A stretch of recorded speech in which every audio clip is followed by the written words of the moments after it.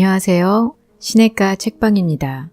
저는 책방지기 한 걸음씩입니다. 오늘은 지난 시간에 이어서 헨리 나우엔의 여기 지금 우리와 함께 하시는 하나님이라는 책을 함께 나누도록 하겠습니다. 제3장 고통 껴안기. 하나, 고통을 껴안으라. 우리 주변의 세상에서 사람들은 기쁨과 슬픔을 철저하게 구분한다. 그들은 우리는 즐거울 때 슬퍼할 수 없으며 슬플 때 즐거워할 수 없다고 말한다. 사실상 현대 사회는 기쁨과 슬픔을 분리하기 위해 온갖 수단을 동원한다. 슬픔과 고통은 우리가 갈망하는 즐거움, 행복과는 반대되기 때문에 우리는 무슨 수를 써서라도 그것들로부터 멀리 떨어져 있으려 한다.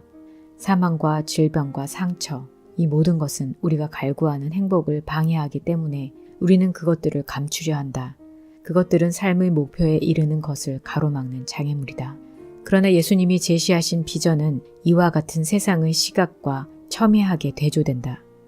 예수님은 그의 가르침과 삶 모두에서 참된 기쁨은 종종 우리의 슬픔의 한복판에 감추어져 있으며 삶의 환희는 큰 슬픔에서 시작된다는 것을 보여준다. 예수님께서는 한 알의 밀이 땅에 떨어져 죽지 아니하면 한 알 그대로 있고 너희가 생명을 잃지 아니하면 그것을 찾을 수 없으리라. 인자가 죽지 아니하면 그가 성령을 보낼 수 없을 것이요 라고 말씀하셨다. 주님이 고난을 받으시고 돌아가셨으므로 낙심한 두 제자에게 나타나신 주님은 미련하고 선지자들의 말한 모든 것을 마음에 더디 믿는 자들이여 그리스도가 이런 고난을 받고 자기의 영광에 들어가야 할 것이 아니냐고 말씀하셨다. 여기에 완전히 새로운 삶의 방법이 제시된다. 그것은 고통당하고자 하는 바람에서가 아니라 고통 속에서 무언가 새로운 것이 탄생된다는 것을 알므로써 그 고통을 포용할 수 있는 방법이다. 예수님은 우리의 고통을 해산의 고통이라 말하셨다. 십자가는 이 새로운 비전의 가장 강한 상징이 되었다. 십자가는 죽음과 생명, 고통과 기쁨, 패배와 승리의 상징이다. 우리에게 그 길을 보여주는 것도 바로 그 십자가이다. 둘, 비석 위에 차려진 음식. 새 생명을 낳게 될 것을 믿으면서 고통을 수용하는 것은 매우 어려운 일이다. 그럼에도 불구하고 예수님이 보여주신 그의 진리를 입증하는 경험들이 있다. 한 가지만 살펴보기로 하자. 몇 해 전 내 친구의 남편이 심장마비로 갑자기 세상을 떠났다. 나의 친구는 어린 두 아이들을 장례식에 참석시키지 않기로 결정했다. 그녀는 아버지가 땅속에 묻히는 것을 보는 것이 아이들에게 견디기 힘든 일이 될 것이라고 생각했던 것이다. 친구의 남편이 죽은 후 여러 해 동안 묘지는 여전히 아이들에게 무섭고 위험한 장소로 남아있었다. 그러던 어느 날 친구는 나에게 자기와 함께 무덤에 가자고 부탁하였다. 아이들도 함께 가기로 했다. 그러나 큰딸은 너무 무서워 함께 가지 못했고 작은 아이만 우리와 함께 갔다. 우리들은 비석이 있는 잔디에 앉았다. 비석에는 친절하고 온유한 사람이라고 새겨져 있었다. 우리는 먼저 간 이 사람을 추모했다. 나는 아마 언젠가 우리는 여기에 소풍을 와야 할 것 같아요. 이곳은 죽음에 대해 생각할 장소일 뿐만 아니라 우리의 생명을 기뻐할 수 있는 장소이다. 남편이 가장 존귀하게 되는 것은 우리가 여기서 새로운 삶의 용기를 얻을 때라고 생각해요. 라고 했다.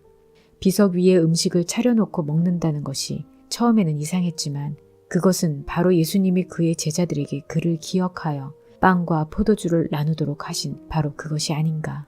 며칠 후에 내 친구는 큰 딸을 데리고 무덤에 갔다. 작은 아이는 누나에게 그곳에는 무서운 것이 아무것도 없다고 누누이 설명했다. 이제 그 가족들은 자주 묘지를 찾으며 아빠에 관한 이야기를 한다. 그들에게는 더 이상 낯설지 않은 아빠가 되었다. 오히려 돌아가신 아빠는 새로운 친구가 되었으며 그들은 아빠의 무덤에 찾아가는 것을 기다리게 되었다.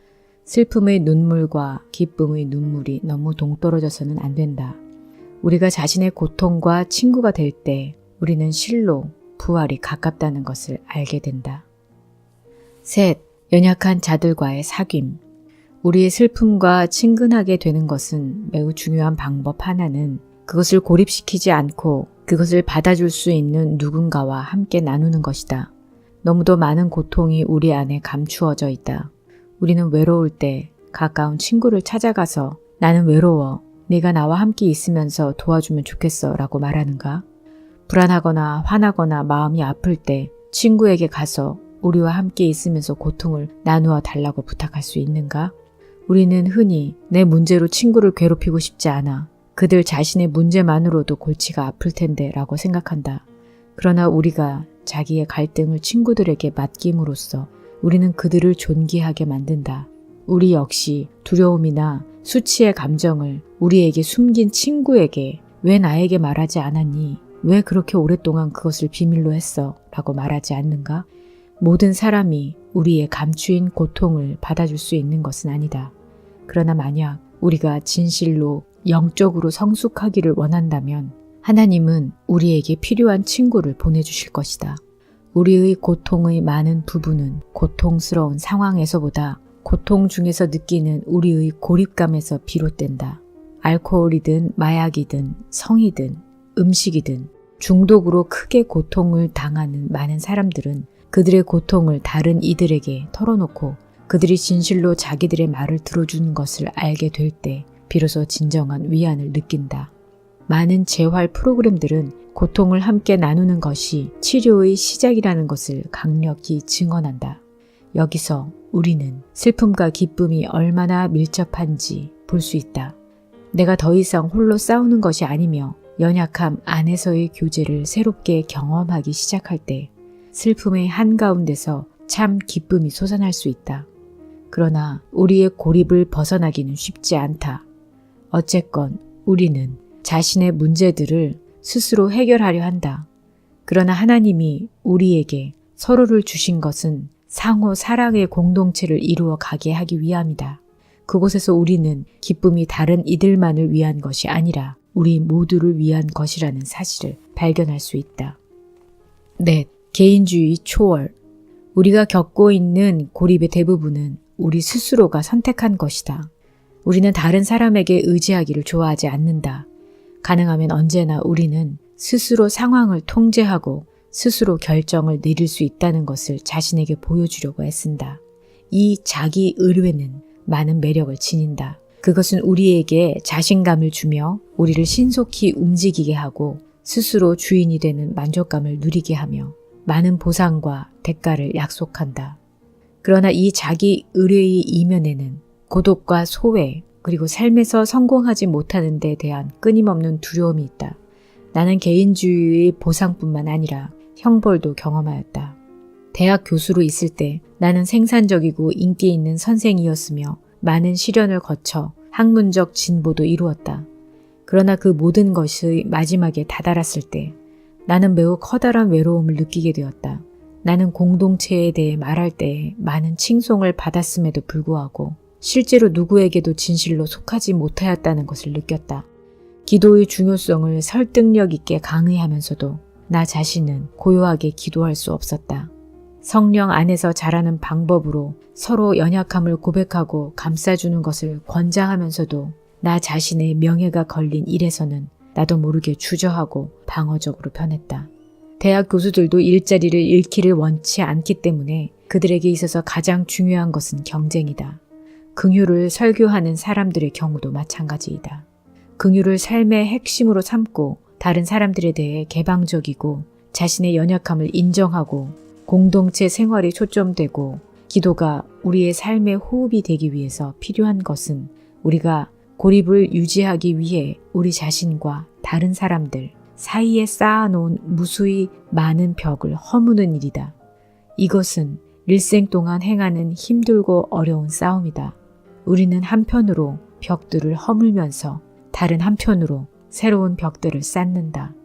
대학을 떠나 공동체 삶을 살기로 선택한 이후에 나는 공동체 안에도 개인주의 놀이를 할 수 있는 무수한 방법들이 있다는 것을 깨달았다.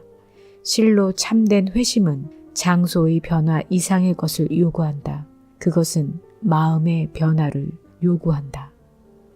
5. 연합에 대한 갈망. 우리가 실제로 갈망하는 것은 무엇인가? 나 자신은 물론 다른 이들이 가장 깊은 갈망에 귀 기울여보면 인간의 마음의 갈망을 가장 잘 요약할 수 있는 낱말은 연합인 것 같다. 연합은 더불어 하나됨을 의미한다. 하나님은 우리에게 완전한 연합을 이루기까지 결코 안식할 수 없는 마음을 주셨다. 우리는 그것을 우정에서, 결혼에서, 공동체에서 찾는다. 우리는 그것을 성적인 관계에서, 황홀의 순간에서, 우리의 재능을 인식하는 데서 찾는다. 우리는 그것을 성공과 존경과 보상을 통해 찾는다. 그러나 우리가 어디에서 찾든지 간에 우리가 찾는 것은 연합이다. 올림픽 경기장에서 6만 명 이상의 사람들이 박수갈채를 보내고 수백만 명의 사람들이 텔레비전으로 지켜보는 가운데 상을 받는 금메달 수상자들의 얼굴에서 나는 그 연합의 경험을 엿본다. 그들은 그동안 불굴의 열정으로 추구했던 사랑을 마침내 받는 것 같아 보인다. 그러나 그들은 얼마나 빨리 잊혀질 것인가. 4년, 8년 혹은 12년 후에 그들이 섰던 그 성공의 단상에는 다른 사람들이 오를 것이다. 그들의 짧은 영광의 순간을 기억하는 이는 과연 몇 명이나 될 것인가. 그러나 연합의 갈망은 여전히 남아있다. 그것은 하나님이 주신 갈망이다. 그것은 엄청난 기쁨뿐만 아니라 엄청난 고통도 야기하는 갈망이다. 예수님은 연합에 대한 우리의 갈망이 헛되지 않으며 그것이 우리에게 그 갈망을 주신 바로 그분에 의해 성취될 것을 선포하시기 위해 오셨다. 지나가는 연합의 순간들은 하나님께서 우리에게 약속하신 그 연합을 암시해 주는 것에 불과하다. 우리가 직면해 있는 진정한 위험은 연합에 대한 우리의 갈망을 불신하는 것이다. 그것은 하나님이 주신 갈망이며 그것이 없다면 우리의 삶은 활력을 잃어버리고 우리의 마음은 차가워질 것이다. 진정한 영적 생활은 모든 갈망의 모태이신 그분의 품 안에서 안식할 때까지 결코 안식하지 못하는 삶이다. 6. 상처를 딛고 일어서는 힘. 우리 인간에게는 많은 고통이 있다. 우리의 깊은 고통의 많은 부분은 우리와 우리를 사랑하는 이들과의 관계에서 비롯된다. 나는 나의 깊은 고뇌와 번민이 신문에서 읽거나 텔레비전에서 본 무시무시한 사건들이 아니라 나와 하루하루를 같이 하는 사람들과의 관계에서 온다는 것을 깨닫는다. 나를 사랑하고 나에게 매우 가까운 그 사람들이 또한 나에게 상처를 주는 사람들이기도 하다. 나이가 들면서 우리는 종종 우리가 언제나 사랑만 받은 것이 아님을 깨닫는다. 우리를 사랑한 이들은 때때로 우리를 이용하기도 했다.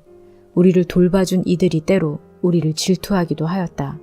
우리를 보호해준 이들이 결정적인 순간에 우리를 소유하기를 원하기도 했다. 종종 우리는 자신이 어떻게 얼마나 상처를 입었는지 밝혀낼 필요를 느낀다. 그리고 우리가 받은 사랑이 우리가 생각한 만큼 순수하지 않고 단순하지 않았다는 것을 발견하고 놀라움을 금치 못한다. 이런 것들을 밝히는 것은 중요하다. 특히 우리가 두려움과 염려와 우리가 이해하지 못하는 어두운 충동들로 무력감을 느낄 때 더욱 그러하다.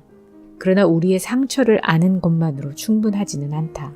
궁극적으로 우리는 상처를 딛고 일어설 자유, 그리고 우리에게 상처를 입힌 자들을 용서할 수 있는 용기를 찾아야 한다. 진정한 위험은 분노와 분개에 고착된 채 거기서 헤어나지 못하는 것이다. 그러면 우리는 상처 입은 자로 살아가게 되며 인생은 공평하지 않다고 불평할 것이다. 예수님은 이러한 자기 파괴적인 불평에서 우리를 구원하시기 위해 오셨다. 예수님은 불평을 버리고 너를 사랑하지 않은 자들을 용서하라. 거부당한 감정을 딛고 일어서며 내가 허무의 심연이 아니라 너의 모든 상처를 치료해 줄 하나님의 사랑의 안전한 품에 들어가게 될 것을 담대하게 믿으라고 말하셨다. 7. 소명에 충실하는 것. 텔레비전에서 소말리아의 굶주린 어린이들의 피골이 상접한 모습을 볼 때 나는 그들을 돕기를 원한다. 신문에서 보스니아의 모슬렘들이 세르비아인들의 무자비한 공격을 피해 살아남으려고 필사적으로 도피하는 기사를 읽을 때 나는 무언가 하기를 원한다. 남아프리카 공화국의 넬슨 만델라가 대규모 집회들을 인도하면서 진정한 민주주의를 수용하도록 정부에 압력을 가할 때 나는 그를 후원하기를 원한다. 북아일랜드에서 가톨릭 교도들과 신교도들이 계속하여 서로를 살상할 때 나는 그 수치스러운 상황에 어떻게 대처해야 할지 고민한다. 과테말라 소롤라 교구의 주교 대리인 나의 친구 존 베시가 나에게 인디언 말살이 아직도 계속되고 있다고 말할 때 나는 그곳에 가서 이 사그라들 줄 모르는 불의에 항거하여 싸우는 그를 격려하고 싶은 충동을 느낀다. 워싱턴 아담 모르간 지구에 있는 나의 친구들이 나에게 무주택자와 마약과 살인과 그 지역의 전반적 절망에 대해 말할 때 나는 그 모든 것에 대한 나의 책임으로 번민한다. 내가 사는 곳과 가까운 토론토에서 어른들은 물론 어린아이들까지 점점 더 많은 사람들이 에이즈로 죽어가고 있는데 나는 그들에게 어떻게 다가가야 하는지 끊임없이 자문한다. 세상에서의 인간의 고통에 대해 많이 생각하며 살수록 나는 무능과 죄의식으로 내 자신이 마비되지 않게 하는 것이 얼마나 중요한가를 더욱 깨닫는다. 무엇보다 중요한 것은 나의 소명에 충실하는 것이다. 그것은 내가 하도록 부름받은 몇 가지 일들을 성실하게 감당하고 그것들이 가져다주는 기쁨과 평화를 누리는 것이다. 나는 나를 절망으로 이끌어 희생자들 중 하나로 만들려는 어둠의 세력의 유혹을 거부해야 한다.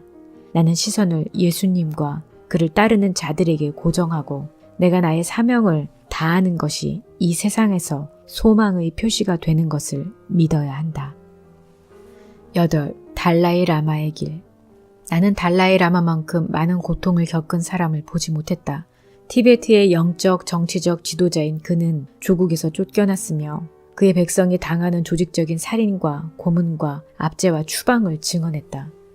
그러나 나는 그처럼 평화롭고 기쁨이 넘치는 사람을 아직 보지 못했다. 달라이 라마의 관대하고 순수한 웃음에는 그의 조국을 약탈하고 그의 백성을 살인한 중국인들에 대한 증오나 원한이 전혀 담겨 있지 않다. 그는 그들도 역시 행복을 찾으려고 애쓰는 사람들이니 긍휼히 여겨야 한다고 말했다. 어떻게 그처럼 박해를 받은 사람이 분노와 복수심으로 불타지 않는 것이 가능한가? 그런 질문을 받을 때 달라이 라마는 그의 백성과 그들을 압제하는 자들의 모든 고통이 그의 묵상에서 어떻게 그의 마음의 깊은 곳에 들어와 거기서 긍휼로 바뀌는지를 설명한다. 얼마나 위대한 영적 도전인가. 내가 보스니아와 남아프리카 공화국과 과테말라와 티베트의 사람들을 어떻게 도울 수 있을지 고민할 때 달라이 라마는 이 세상 사람들의 모든 고통을 내 존재의 중심에 모으고 거기서 그것을 나의 긍휼한 사랑의 원료로 삼으라고 가르친다. 그것이 예수님의 길이 아닌가. 십자가에 달리시기 전에 그분은 내가 땅에서 들리면 모든 사람을 내게로 이끌겠노라고 말씀하셨다. 예수님은 모든 사람의 고통을 스스로 지셨고 그것을 아버지께 드리는 긍휼의 선물로 만드셨다. 그것이야말로 우리가 따라야 할 길이다. 9. 사랑의 상처. 동물들은 우리에게 사랑과 긍휼을 가르친다. 사실 나는 애완동물에 대해 별로 흥미가 없다. 그러나 애완동물이 대화의 주제가 될 때 기분이 내키지는 않지만 나의 어린 시절에서 가장 생생한 추억 중 하나가 2차 세계대전이 끝나던 해에 아버지가 나에게 주신 어린 염소와 관련된 사실을 고백하지 않을 수 없다.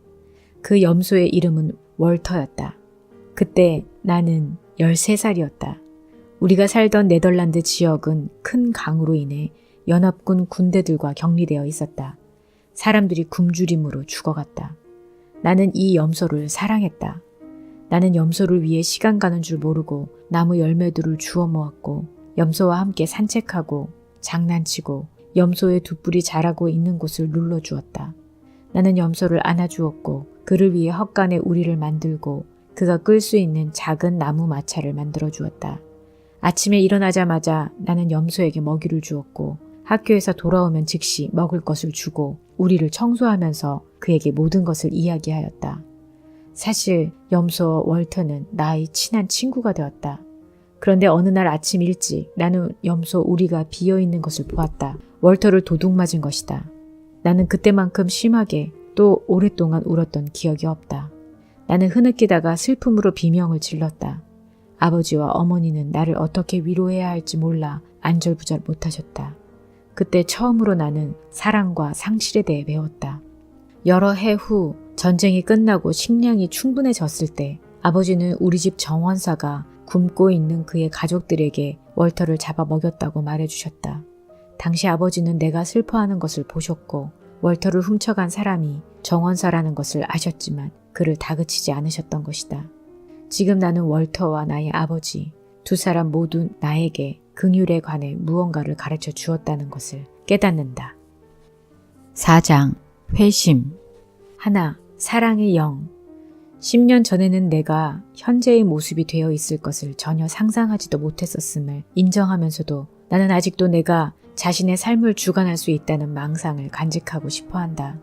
나는 내가 무엇을 가장 필요로 하는지, 내가 다음에 무엇을 할 것인지, 내가 무엇을 이루기를 원하는지, 그리고 다른 이들이 나에 대해 어떻게 생각하는지 스스로 판단하기를 좋아한다.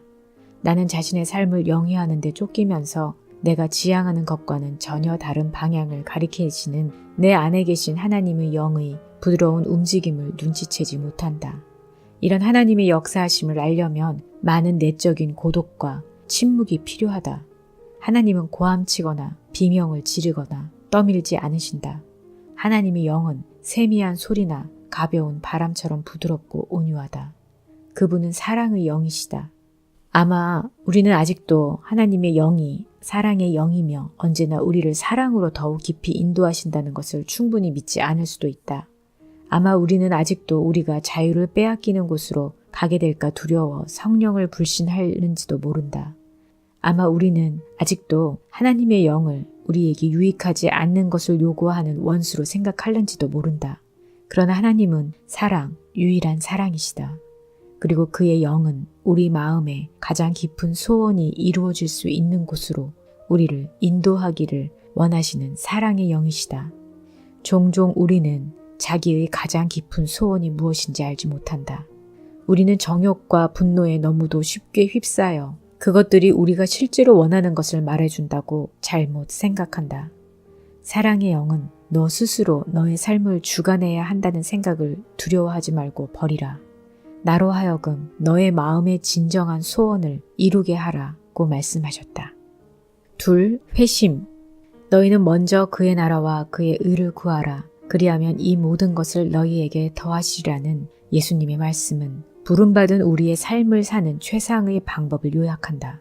그것은 우리의 마음을 하나님 나라에 두는 것이다. 그 나라는 우리가 가보기를 원하는 먼 이국도 아니며 죽은 후의 삶이나 유토피아도 아니다. 하나님 나라는 하나님의 영이 우리 안에 실제로 임하셔서 우리가 진정으로 갈망하는 자유를 주시는 것이다. 그러므로 주된 질문은 우리의 마음이 많은 일들로 꽉 차 있는데 어떻게 우리가 마음을 하나님 나라에 둘 수 있는가이다. 여기에는 근본적인 마음의 변화가 필요하다. 그것은 하나님의 입장에서 우리의 실존을 경험하게 하는 변화이다. 언젠가 나는 무언극에서 어떤 사람이 자기가 갇혀있는 방의 문을 열려고 애쓰는 것을 보았다. 그 방에는 3개의 문이 있었다. 그는 손잡이들을 밀고 당겼으나 그중 어느 것도 열리지 않았다. 그는 발로 문들을 찼으나 소용이 없었다. 마침내 그는 온 힘을 다하여 몸으로 문에 부딪혀 보았다. 그러나 어느 것도 부서지지 않았다. 그 극은 어리석으면서도 익살스러워 보였다.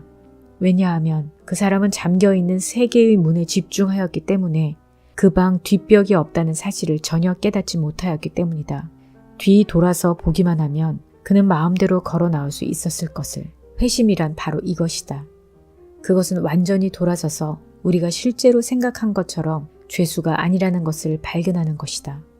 하나님의 입장에서 볼 때 우리는 종종 방의 잠긴 문들을 열려고 한 그 배우처럼 보일 것이다. 우리는 많은 것들에 대해 염려하며 심지어 염려로 우리 자신을 상하게까지 한다. 하나님은 돌아서서 너의 마음을 나의 나라에 두어라. 내가 원하는 모든 자유를 너에게 줄 것이다. 라고 말씀하셨다. 셋, 위로부터 오는 해답. 예수님이 좀처럼 사람들이 던진 질문들에 대답하지 않으신 점은 주목할 만하다. 야고보와 요한의 어머니가 자기 아들들을 천국에서 예수님의 좌우편에 앉게 해달라고 간청하였을 때 예수님은 나의 마시려는 잔을 너희가 마실 수 있느냐? 라고 반문하셨다. 사두개인들이 7 남편을 가진 여자를 들어 부활할 때 그녀가 누구의 아내가 될지 물었을 때 예수님은 부활 때에는 장가도 아니 가고 시집도 아니 가고 하늘에 있는 천사들과 같으니라고 대답하셨다. 사도들이 주께서 이스라엘 나라를 회복하심이 이때니까 라고 물었을 때 예수님은 때와 기하는 아버지께서 자기의 권한에 두셨으니 너희의 알 바 아니요 오직 성령이 너희에게 임하시면 너희가 내 증인이 되리라. 사도행전 1장 7절로 8절라고 말씀하셨다. 여기서 무슨 일이 일어나고 있는가? 예수님은 세상적인 질문들에 대해 위로부터의 거룩한 대답을 하신다. 야고보와 요한의 어머니는 권력과 영향력에 관심을 두고 사두개인들은 예수님이 신학적 문제를 풀기를 원하고 사도들은 예수님께서 그들을 로마의 점령군들로부터 해방시키기를 원한다.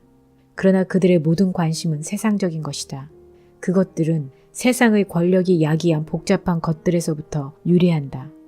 예수님은 세상적으로 대답하지 않으신다. 그분은 세상의 권세를 초월하여 위로부터 대답하신다.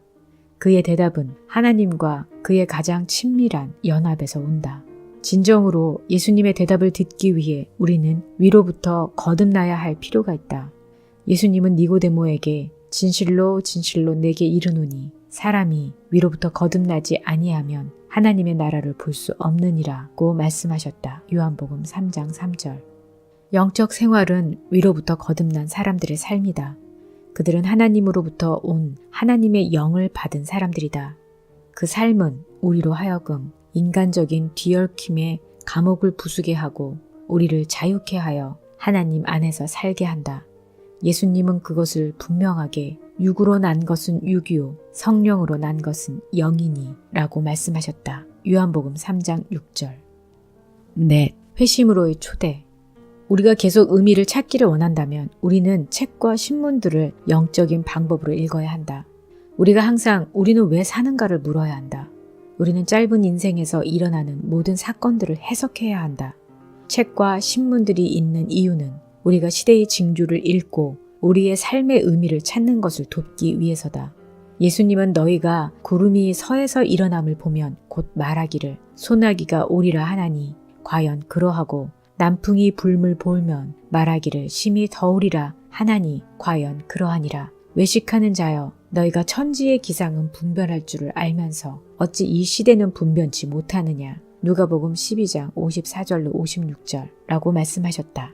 참된 도전은 바로 여기에 있다. 예수님은 우리 시대의 사건들을 우리와 전혀 관계가 없는 일련의 사고와 사건들로 보지 않는다. 예수님은 우리 삶의 정치적, 경제적, 사회적 사건들을 영적 해석을 요구하는 징조로 본다. 그것들은 영적으로 이해되어야 한다. 그러나 어떻게 해야 하는가? 예수님께서 친히 그 방법을 보여주신다. 한 번은 사람들이 예수님께 빌라도 총독이 갈릴리 출신의 반역자들을 처형하고 그 피를 로마인의 제물에 섞었다는 소식을 전하였다.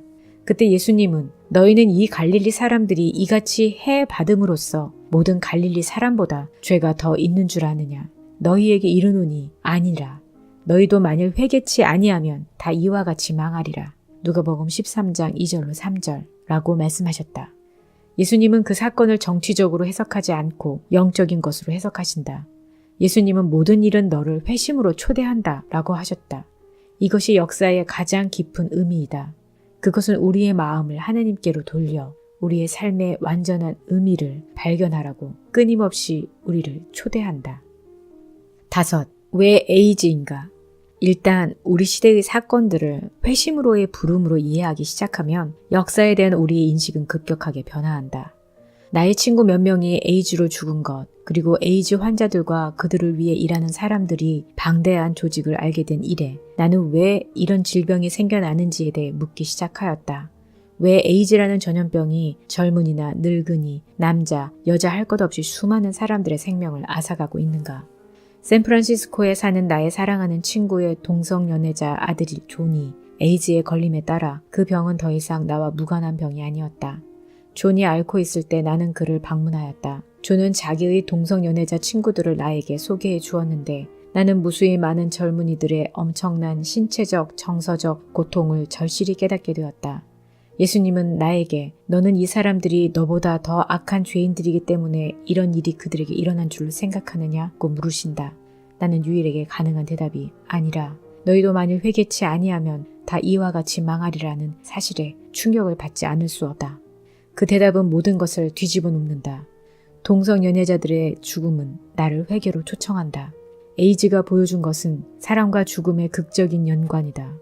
동성연애자들은 그들을 사랑해줄 사람을 필사적으로 찾다가 자신들도 모르게 파괴와 죽음의 세력에게 삼킴을 당한 것이다. 그러나 하나님은 죽은 자의 하나님이 아니라 산 자의 하나님이시다. 하나님의 사랑은 죽음이 아니라 생명을 가져다 준다. 나의 동성연애자 형제들은 내가 보다 철저하게 하나님께로 돌아서고 나의 몸과 마음의 갈망들을 거기서 채움받게 하기 위해 죽어가고 있다. 나는 에이즈를 나로 하여금 회개하라고 부르는 우리 시대의 징조로 보아야 한다. 그렇게 할 수 있는 용기를 달라고 나는 주님께 기도한다. 6. 역선교. 페루의 리마 주변의 신흥 소도시에서 수개월 머무는 동안 나는 처음으로 역선교라는 말을 들었다. 나는 가난한 사람들을 돕기 위해 북쪽에서 남쪽으로 왔었는데 그들 사이에 머무는 시간이 길어지면서 나는 남쪽에서 북쪽으로 가는 또 다른 선교사가 있다는 것을 더욱 확실히 깨달았다. 북쪽으로 돌아온 후 나의 주요 과제는 라틴 아메리카 가난한 사람들이 미국과 캐나다의 부유한 형제들을 회심시키는 일을 돕는 것이라는 사실을 깊이 확신했다. 그 이후로 나는 하나님의 영이 임재하는 곳은 어디나 역선교가 있다는 것을 알게 되었다. 1965년 여름 내가 흑인들의 인권 옹호 투쟁을 지지하기 위해 셀마에서 몽고메리까지 수천 명의 흑백 미국인들과 함께 행진하였을 때 마틴 루터 킹은 민권의 보다 깊은 영적 의미는 흑인들의 백인들을 회심으로 초청하는 것이라고 말하였다. 수년 후에 내가 정신적인 장애자들과 함께 살면서 사역하기 위해 라르쉐에 합류하였을 때 나는 곧 내가 실제로 해야 할 일은 내가 돕기를 원하는 그 사람들로 하여금 나에게 그들의 독특한 영적 은사들을 나누어 주게 하는 것이란 사실을 배웠다. 이 역선교는 하나님의 영의 표식이다. 가난한 자들이 부자들에게, 흑인들이 백인들에게, 지체 부자 여자들이 정상인들에게, 동성연애자들이 그렇지 않은 자들에게, 죽어가는 자들이 산 자들에게 할 수 있는 선교가 있다. 하나님은 세상에 의해 희생된 다주를 복된 소식을 전하는 자들로 선택하셨다. 실로암 망대가 무너져 18사람이 치어 죽었다는 소식을 들으셨을 때 사람들은 예수님께 이 사람들이 다른 이들보다 더 악한 죄인이냐고 물었다. 예수님은 너희에게 이르노니 아니라 너희도 만일 회개치 아니하면 다 이와 같이 망하리라고 하셨다. 예수님은 그 희생자들이 오히려 우리를 회심으로 부르는 복음 전도자들인 것을 보여주신다. 이것이 바로 우리를 놀라게 하는 역선교이다. 7. 하나님의 질문. 나치 강제 수용소의 가스실에서 죽은 유대인들이 우리보다 더 죄가 많을까? 군대에 의해 유괴당하고 고문당하고 처형당한 과테말라의 마야 인디언들은 어떤가? 굶주림으로 죽어간 수백만 명의 아프리카인들은 그리고 그 살상을 행한 이들은 누구인가? 이러한 질문은 세상적인 것이다. 우리가 우리보다 더 낫거나 더 나쁜 자가 누구인지 알기 원하는 질문이다. 그리고 이 질문은 위로부터 해야 할 질문이 아니다. 이 질문은 하나님이 하시는 질문이 아니다. 하나님은 우리에게 다른 사람들을 배경으로 우리의 보잘것없는 인간성의 벽감을 두드러지게 하라고 요구하지 않는다. 하나님의 질문은 너는 시대의 징조들을 너에게 회개하고 회심할 것을 요청하는 징조들로 읽고 있느냐 이다. 실제로 중요한 것은 형제와 자매들의 거대한 고통들을 통해 우리가 모든 교만과 모든 비판과 모든 정죄에서 벗어나 예수님의 마음처럼 겸손하고 온유한 마음을 갖는 것이다. 우리는 다른 사람들에 대한 우리의 태도를 결정하는데 무수한 시간을 보낸다. 가까이 혹은 멀리 있는 사람들에 관한 끊임없는 의견의 교환이 우리를 혼란하게 하며 마음의 변화가 필요한 사람이 우리 자신이라는 사실, 그리고 어쩌면 우리가 변화시킬 수 있는 것은 바로 우리 자신의 마음뿐이라는 사실을 잊어버리게 한다. 우리는 항상 그 남자 어때? 그 여자 어때라고 묻는다. 요한이 어떻게 될 것을 알고자 했던 베드로에게 예수님이 말씀하셨던 것처럼, 그러나 예수님은 우리에게 내게 무슨 상관이냐? 너는 나를 따르라. 요한복음 21장 21절로 22절라고 말씀하셨다. 8. 판단이라는 짐. 당신이 누군가의 잘잘못을 따져야 할 필요가 전혀 없다고 상상해보라. 당신이 어떤 사람이 착한지 나쁜지 판단하고 싶은 마음이 전혀 없다고 상상해보라. 어떤 사람의 행위의 도덕성에 대해 무언가 결정을 내려야 할 부담에서 완전히 자유롭다고 상상해보라. 나는 아무도 판단하지 않노라고 말할 수 있다고 상상해보라. 그야말로 실로 내적인 자유가 아니겠는가? 4세기의 은둔자들은 다른 이들을 판단하는 것은 무거운 짐이다 라고 말했다. 나는 생에서 몇몇 순간 다른 사람들에 대한 모든 판단에서 자유함을 느낀 적이 있다. 그것은 마치 무거운 짐을 벗어버린 것과 같았다. 그 순간에 나는 내가 만나고 듣고 읽은 모든 사람들에 대해 거대한 사랑을 경험하였다. 모든 사람들에 대한 깊은 유대감과 그들을 사랑하고자 하는 깊은 열망이 나의 내면의 모든 벽들을 허물었고 나의 마음을 우주와 같이 넓게 하였다. 그와 같은 경험은 내가 트라피스트 수도원에 7개월간 머물 때 일어났다. 나는 하나님의 선하심으로 충만하여 어디에 가든지 심지어 폭력과 파괴와 범죄의 이면에서도 그 선하심을 보았다. 나는 나에게 자파와 꽃과 새 옷을 파는 사람들을 껴안고 싶은 충동을 자제해야 했다. 그들은 모두 성도처럼 보였다. 우리가 우리 안에 계시는 하나님의 영의 움직임에 민감하다면 우리는 모두 이런 순간들을 경험한다. 그것들은 일순 아름다움과 평화의 나라인 천국을 보는 것과 같다.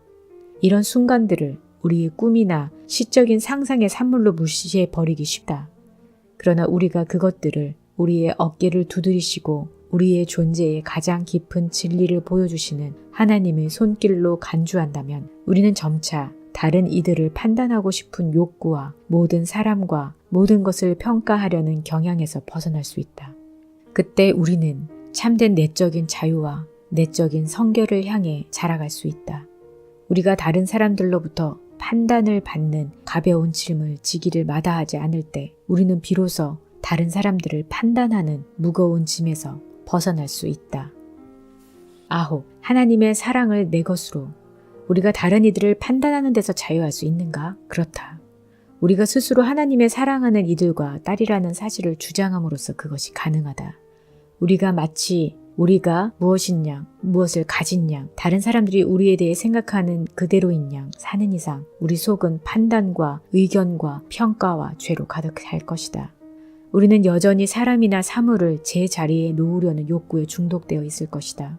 우리의 우리됨이 성공이나 권력이나 인기에 근거한 것이 아니라 하나님의 무한한 사랑에 있다는 진리를 얼마나 수용하는가에 따라 우리는 다른 사람을 판단하는 데서도 그만큼 자유로워질 수 있다. 비판을 받지 아니하려거든 비판을 하지 말라. 너희의 비판하는 그 비판으로 너희가 비판을 받을 것이요. 마태복음 7장 1절. 이 말씀을 비롯하여 복음서의 여러 본문에서 하나님의 판단이 우리와는 무관한 신적인 계산의 결과가 아니라 하나님의 사랑에 대한 우리의 신뢰의 부족을 직접적으로 반영한다는 것이 분명해진다. 만약 우리 자신을 우리의 성공과 인기와 권력의 총합으로 여긴다면 우리는 우리가 판단하고 판단받는 방법에서 벗어날 수 없으며 결국 세상에 의해 조작된 희생자로 끝나게 될 것이다. 그러므로 우리 스스로 심판을 초래한다. 우리의 죽음은 판단 교환의 종지부일 뿐만 아니라 우리 자신의 종지부도 된다. 이는 우리 자신은 단지 우리가 다른 이들에 대해 생각하는 것과 다른 이들이 우리에 대해 생각하는 것의 합에 불과하기 때문이다. 오직 모든 판단을 초월하는 하나님의 사랑을 우리 것으로 주장할 때에만 판단의 두려움을 극복할 수 있다. 다른 이들을 판단하는 데서 완전히 자유로워질 때 우리는 판단을 받는 두려움에서도 자유롭게 될 것이다. 판단할 필요가 없는 경험은 판단을 받는 두려움과 공존할 수 없다. 그리고 하나님의 무비판적인 사랑은 다른 이들을 판단하는 것과 공존할 수 없다. 그것이 바로 비판을 받지 아니하려거든 비판하지 말라는 예수님의 말씀이 의미하는 바이다. 이 말씀이 지닌 양면 사이의 관련은 하나님의 사랑과 이웃사랑 사이에 존재하는 관련과 동일하다. 그것들은 분리될 수 없다. 그러나 이 관련은 두뇌로 생각될 수 있는 단순한 논리적 관련이 아니다. 그것은 무엇보다 기도로 만들어지는 마음의 관련이다. 오늘은 3장, 4장을 했습니다. 다음 시간에는 5장, 6장을 정리해 드리도록 하겠습니다. 그럼 다음 시간에 뵐게요. 안녕히 계세요.